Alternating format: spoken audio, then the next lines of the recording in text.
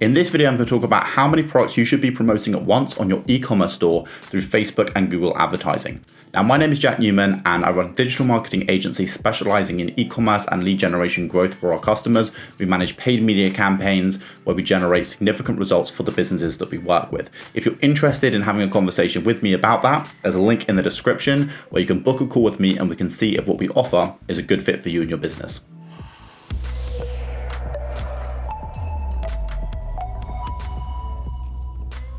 Okay, so how many products should you be promoting at once? So in my opinion, and from the experience we have working with brands, the fewer the better. So what we do not do is we don't go into a new company and say, right, okay, we're going to promote all your products and just see what works, throw a bunch of ad spend at it and see what works. Maybe we'll get a few winners, maybe we won't.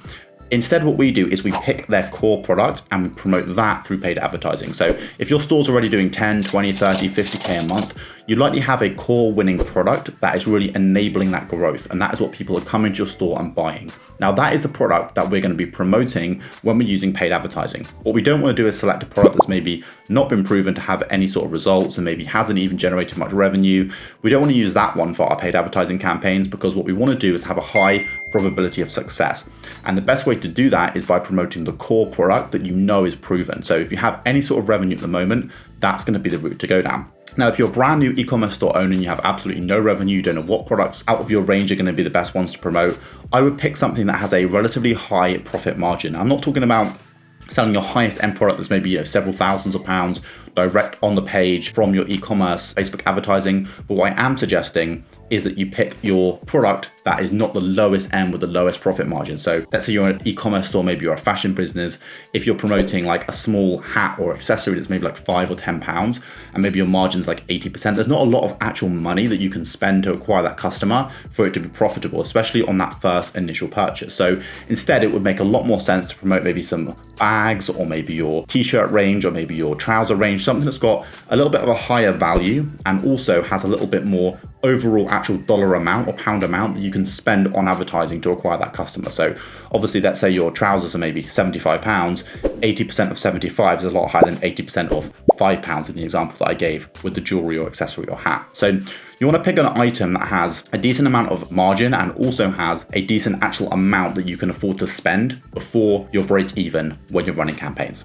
Now, I do want to touch on stores that have a higher price point because I mentioned earlier, maybe you don't want to promote your highest end product at several thousand. If your store operates in a way where you do have all of your products at a slightly higher price, maybe they're between 1 to 5K, something like that, maybe it's a furniture store. We do work with furniture brands and the way that we combat this is in a few ways. So firstly, you can promote higher end products. You just have to make sure the margins are there and you have to understand that your CPA, the cost you're going to spend to acquire that customer, is going to be typically higher. So it's going to cost you a little bit more to acquire a sale that's maybe worth £1,000 than it is to acquire a sale that's maybe worth 30, 50, £100. So just bear that in mind when you're working out your numbers. As long as there's enough margin and you're able to spend to acquire that customer, you're totally fine. Another quick note, if you do have very high-end products, maybe several thousand, like I mentioned, maybe 5K, something like that, you can run lead generation campaigns. And in most cases, this is going to be the route to go down. So if your brand is not established, but you do have a high-end product, what I would recommend is running a lead generation campaign to get people interested. And then from there, what you can do is you can be communicating with them more one-on-one to solve any of their objections and to teach them more about the product before they actually go ahead and make a purchase. So that can be another great route to go down if your products are a little bit more expensive or they're custom, bespoke items, something like that. So the key thing here is you want to make sure that you're promoting a product that has the highest probability of success, either because it's proven to sell well in the past or it's the one that has the best margins and is your core kind of business offering. The other factors that kind of go into this when choosing a product is you want to look at the customer journeys and what is the highest lifetime value per customer journey. So this is going to be something you're going to have to track over time. If you're a brand new store, you're not going to have this data.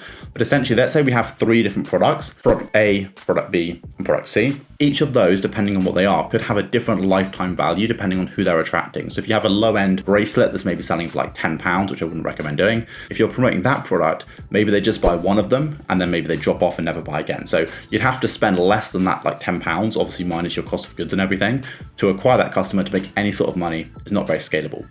Let's say product B, maybe that is a £50 product or a £100 product. And when someone buys that, they then typically come back and buy multiple products again. So maybe their lifetime value when a customer is created through that product is maybe £200 or £300. That gives you more margin to spend to acquire that customer.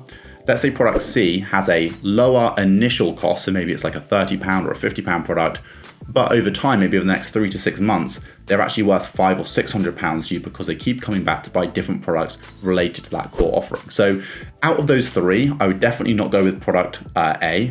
Product B and C would be two good offers, depending on if you need cash flow initially or if you're prepared to kind of sacrifice some initial profit and cash flow on month one in favor of the lifetime value of that customer over their duration. So these are, again, questions you can ask yourself as a business owner, or if you're working with a company, if you're a marketer, these are questions to ask the business owner to make sure that the way that you're promoting the product and what you are promoting aligns with their objectives. So in summary, what you want to do is you want to make sure that rather than testing 1,000,001 things at once and spreading your ad spend across loads of different places, you actually focus on promoting just one or two core products. I would really select just one. And it could be a product range. So for example, it could be a range of very similar t-shirts, or a range of very similar dresses, or a range of very similar furniture.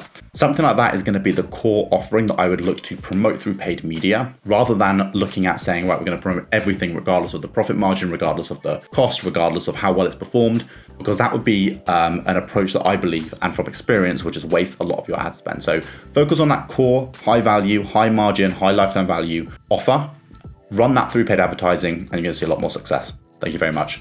Please like this video and subscribe if you found it useful. There's a link in the description to a playlist where I go through an entire process of setting up Facebook advertisements for beginners. So if you're interested in that, it's completely free and it's in the description. I just want to provide some value. Like I mentioned, if you want to work with us as an agency, or at least have that conversation, there's a link again in the description to book a call with me. Please drop any comments below. I'll do my best to get back to you, and I'll see you in the next one. Thanks very much.